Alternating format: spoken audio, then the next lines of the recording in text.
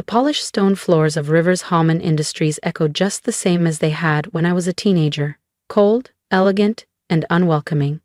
I hadn't stepped foot in the building in over 6 years, not since the reading of my father's will. Yet here I was, back in downtown San Diego, standing in the very lobby where I'd once handed out coffee during summer internships.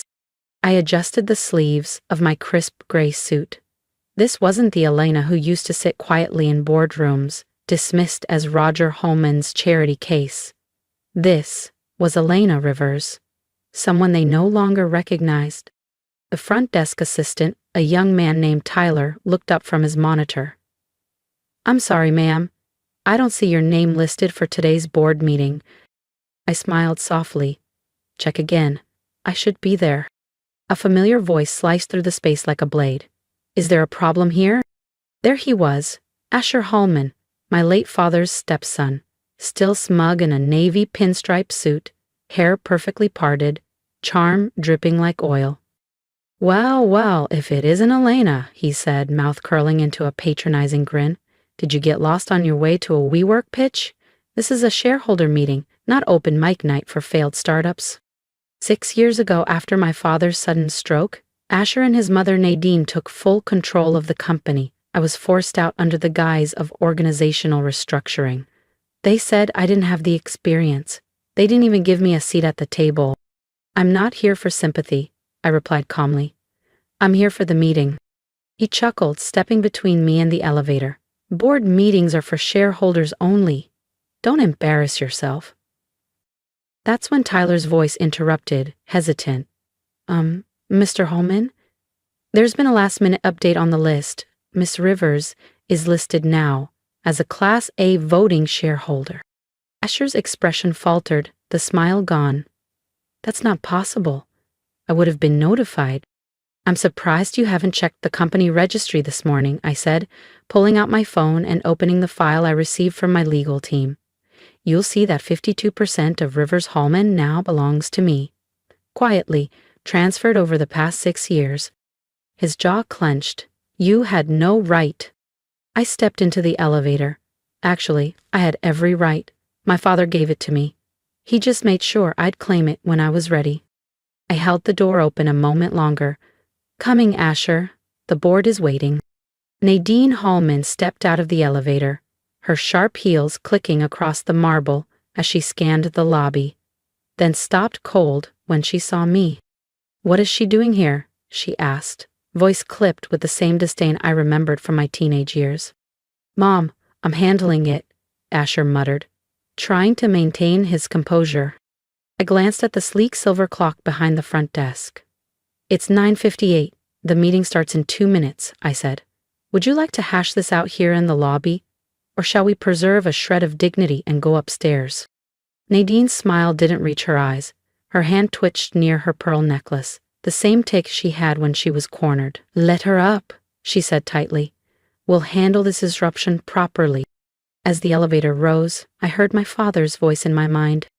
"Be patient, Elena. Everything is in place. Wait for the right moment." The doors opened to the top floor, the same boardroom I hadn't seen in over 6 years. Floor-to-ceiling windows bathed the mahogany table in golden California sunlight. Around it sat 12 of San Diego's most powerful executives. Every head turned. "This is a closed meeting," Asher barked. "Security will be here any second to—" "Actually," I cut in, stepping forward, "I believe I belong here. After all." I let my eyes fall on Nadine. "A majority shareholder should attend, don't you think?" A long silence. Asher's smirk withered. "Sometimes the best revenge isn't just showing up. It's showing up with proof." I walked calmly to the far end of the table and took the chair that had once belonged to my father. Asher stayed standing, his jaw twitching, his confidence unraveling. "This is ridiculous," Nadine snapped, her fingers digging into the back of her chair. "Asher, call legal, now." I placed my briefcase on the table and removed a thick file, the Rivers Hallman logo stamped across the front. "No need, your legal team received everything an hour ago." Right on cue, the boardroom doors opened. Thomas Vega, longtime corporate counsel, entered. His expression was neutral but firm. "The documents are valid," he announced, scanning the table. "Through a series of strategic investments and silent partnerships, Miss Rivers now holds controlling interest in Rivers Hallman Industries." Gasps, murmurs. Asher slammed his palm on the table. "That's impossible. We'd have seen the transactions. Board approval is required." I leaned forward, calm. "Unless those shares were acquired through separate entities, each staying just below the reportable threshold. And as of this morning," I smiled, "they've all been consolidated under my name, transferred all holdings to Rivers Global Capital," Thomas Vega concluded. Nadine collapsed into her chair, the illusion of poise draining from her features like paint melting off porcelain. "How much?" she rasped. 75%, I answered, voice steady, "which makes me, effective immediately, the majority shareholder of Rivers Hallman Industries." A wave of unease rippled through the boardroom. These weren't just any executives. They were Nadine's hand-picked circle, men and women whose promotions and perks were tied to her influence, not merit. "This is my father's company," Asher snapped, voice cracking beneath his fury. "You have no right."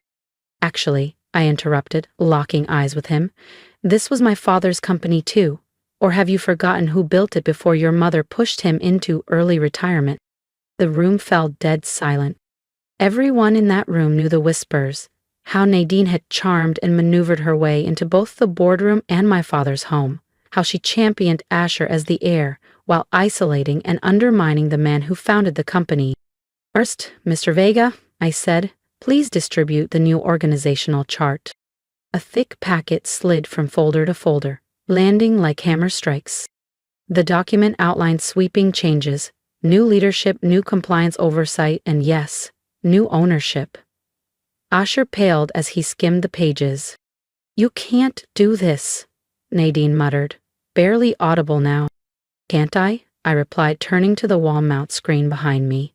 A few taps later, the company's financial dashboard appeared. Highlighted rows, flagged anomalies, and transfers buried in sub-accounts. "Shall we talk about the offshore accounts, the consulting contracts paid to your brother's shell companies, the executive bonuses masked as R&D expenses?" I started around the table. No one came to Nadine's defense now. They were already detaching, self-preservation in full swing.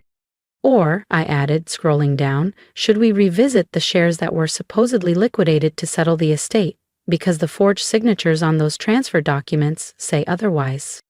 Asher's hand trembled as he reached for his water glass. "Those transactions were legal," he said weakly. "Were they?" I raised an eyebrow. "Because the SEC has already opened an inquiry, and trust me, they're very interested in your paperwork." I stood, addressing the room with calm authority. "We can either execute this transition professionally," I said, "or we can let federal investigators seize everything." Just then, my phone buzzed. Message from compliance team. "All personnel in position. Audit ready." "You have 5 minutes," I said, glancing at the clock. "Choose wisely." Tick, tick. As Nadine and Asher exchanged panicked looks, they finally understood. This wasn't a comeback. It was a takeover. And it had only just begun. If you've ever been underestimated, pushed aside, or told you didn't belong, this story is for you. Subscribe to the channel and stay with me, because what happened next, in that boardroom, it changed everything. While my team secured key executive offices on the upper floors, I stood at the head of the boardroom table and clicked to the first slide in my presentation. The room dimmed, silence falling heavy. "This," I began, "is the result of a 7-year investigation into Rivers Hallman's internal operations." Slide after slide, I laid it out. Fraudulent stock transfers, unauthorized board votes, manipulated financial disclosures, and questionable offshore activity. The words "systematic fraud" glared from the screen like a spotlight on guilt. Asher's complexion drained from red to pale. "You can't prove," he started. I cut him off. "Actually, I can't." I clicked again, and an email thread appeared on the screen. "It includes this exchange, your meeting request with my father the night before his heart attack." Nadine shot to her feet so fast her chair clattered behind her. You're making accusations without. Without what? I said, turning calmly. Evidence. Next slide. A black and white security feed played. Asher entering my father's office late at night. The timestamp matched. The room stared at the footage in stunned silence. The cameras you had disabled? They backed up automatically to an off-site server, I explained. And your conversation? It was caught on audio. Gasps. Particularly your line about him stepping down or facing consequences. Asher was visibly sweating now. That's not... I didn't... The police found it very interesting, I continued, as did the toxicologist I hired to reanalyze samples from my father's final medical exam. Modern science can detect things that used to slip through. Madine's icy facade finally cracked. Her eyes narrowed. You vindictive little Mrs. Hallman? Thomas Vega's voice was sharp. I strongly advise you not to say another word without counsel. I stood motionless, thinking of the years I spent in silence. Gathering, documenting, waiting. Oh, and speaking of counsel, I added, checking my phone, the FBI agents in the lobby are ready to speak with you regarding the offshore transactions linked to your brother's firms. Panic broke. Board members leaned away from Nadine and Asher like they were contagious. Some began whispering. Others reached for their phones. This isn't just about ownership, I said. This is about justice. For my father, for the employees you lied to, and for every investor you defrauded. My phone buzzed again. FBI team ready. Confirm entry. Asher lunged for the door. Security intercepted. He didn't resist. He couldn't. For the first time, I saw him not as the man who stole my father's company, but as the scared boy he'd always been, trying to hide from a reckoning he knew was coming. Nadine remained frozen in her seat, staring blankly. You planned all of this, she whispered. All these years. I met her eyes, voice like steel. I learned from the best. You taught me how to play the long game, Nadine, I thought, eyes briefly resting on her now empty chair. All those speeches about timing, optics, and influence. Turns out I was listening more than you realized. The boardroom was quiet now. Those who remained weren't looking at me with dismissal anymore. No smug glances. No first patience. What I saw in their eyes now was a potent blend of caution and respect. They hadn't just watched a leadership shift. They'd witnessed the fall of a dynasty and the rise of its quietest shadow. As of this moment, I began evenly, standing at the head of the long table. Rivers Hallman is under new management. I let that settle before continuing. Those who cooperate with the investigation will be treated fairly, those who don't. My gaze fell deliberately on the vacant spot where Nadine once sat. Will face the consequences. Outside the floor-to-ceiling windows, dusk was falling fast. Red and blue police lights danced faintly on the glass. Sirens faded into the distance. They were gone now, but their legacy wouldn't survive the night. 5 years of meticulous planning, of silence, of playing the overlooked stepdaughter while quietly building networks, auditing records, and pulling strings. All of it led here. But this wasn't my ending. This was phase 2. Over the next few weeks, the transformation was swift and brutal. News anchors dubbed it the Rivers Revolution: internal audits, resignations, arrests, restructuring. Within 21 days, the entire upper structure of the company had been replaced. But for me, it wasn't just about headlines or shareholder meetings. It was justice, served cold, precise, and permanent. Asher and Nadine's arrests dominated the news cycle. Rivers heirs indicted in multi-million-dollar fraud case. CEO death reopened as foul play suspected. It was on every screen in every lobby, but the story that truly changed everything came later. Late CEO's death under investigation, new evidence emerged. I sat behind the same desk my father once did in what was now my office. One personal item remained, his photo, straightened neatly on the corner. I turned a page of the latest forensic audit, each line exposing another betrayal. The intercom buzzed.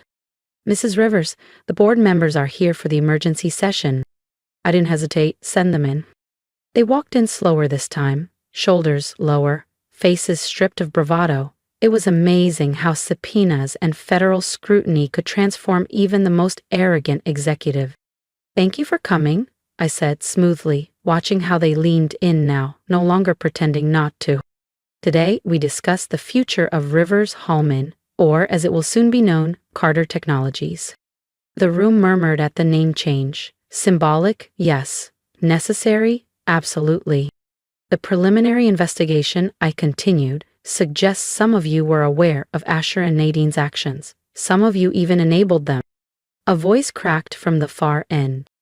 "Miss Rivers, we were under immense pressure." "Save it," I cut in.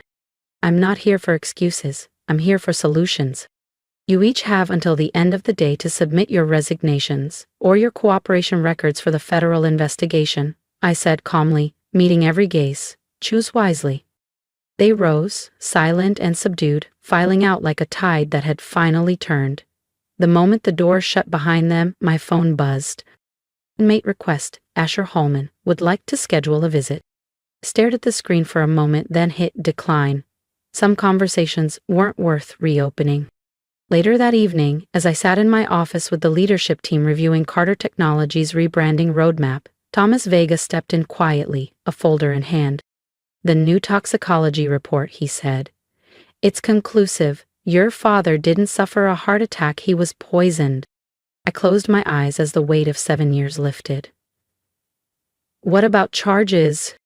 "They're adding first-degree murder to the indictment." Nadine cracked under questioning this morning. "She's blaming everything on Asher." Of course she was. Nadine Hallman had always been a survivor, even if it meant sacrificing her son to save herself. The next morning I stood before the entire company. The main auditorium was packed. Executives, engineers, assistants, janitors, all waiting. Rivers Hallman was founded on my father's values. Innovation, integrity, and impact, I said. Values that were corrupted by those who used this company for personal gain. Today, we reset. I announced sweeping changes, transparent pay structures, expanded healthcare, paid parental leave, and a new profit-sharing program that gave every employee ownership in our shared future. But what brought the crowd to its feet? We're also launching the James Rivers Foundation for Corporate Ethics, funded entirely by the recovered offshore accounts. Its mission? To investigate corporate corruption and prevent what happened here from happening again anywhere. The applause was thunderous. That evening, as I gathered my things, I found an old photo album tucked in the back of my father's desk drawer. There we were, me and Dad, smiling at my college graduation. Before the betrayals, before the lies. "You were right," I whispered. "Patience is the sharpest kind of justice." My phone buzzed again. Nadine's lawyer. She wanted to testify against Asher in exchange for leniency. "No deal," I replied. "Let them devour each other, just like they tried to devour my father's legacy." As night fell over San Diego, I looked out across the glowing skyline, already reviewing tomorrow's agenda. Board restructuring, compliance initiatives, and the launch of our new ethical AI division.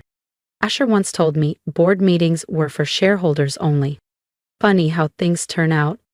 Now, I don't just hold shares. I own the game. Because the best revenge isn't reclaiming what was stolen. It's building something better. If you've ever been underestimated, silenced, or pushed to the margins by people who thought they held all the power, I want to hear from you. Drop a comment below. Tell me what part of this story spoke to your experience. Because behind every quiet step we take, there's a storm we've survived. If this journey meant something to you, support it. Subscribe, share, and let others know. We are not invisible. And remember this, patience is not weakness, planning is not passivity. Sometimes the best revenge is living in full view, unshaken and undeniable.